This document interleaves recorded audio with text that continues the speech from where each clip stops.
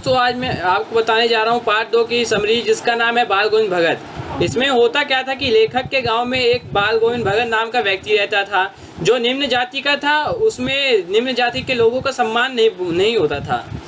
तो वो पहनता क्या था, सर पे एक टोपी और नीचे एक लंगोटी पहन के रहता था।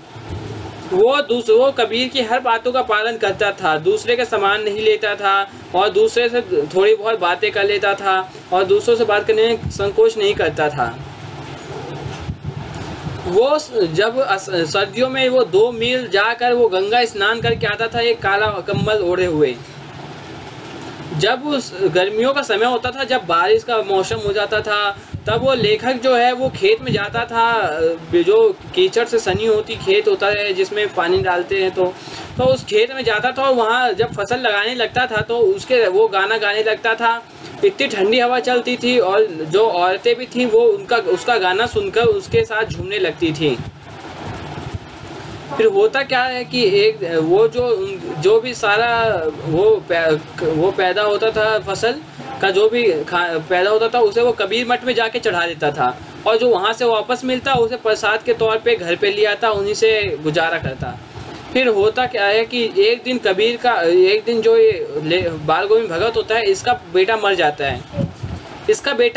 तो इसकी पुत्र वधू सब रोने लगते हैं, पर कबीर वो जो होता है बाल गोविंद भगत, वो कहता है ये रोने का समय नहीं है, ये हंसने का है, उत्सव बनाने का है, क्योंकि एक आत्मा का मिलन परमात्मा से हो गया है। तो जो भगत जी होते हैं वो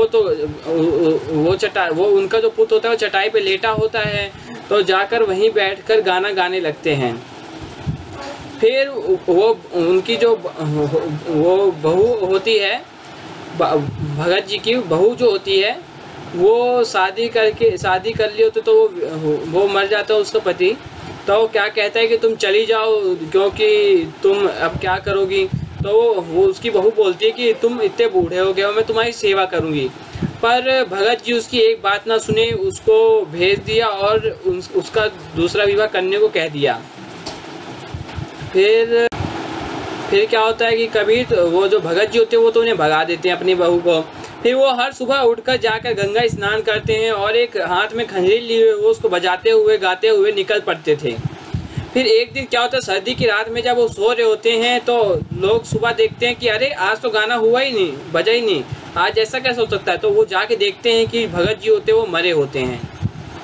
इस पार्ट में बस इतना ही है। अगर आपको पसंद आया हो तो लाइक कीजिए, शेयर कीजिए, सब्सक्राइब कीजिए। धन्यवाद।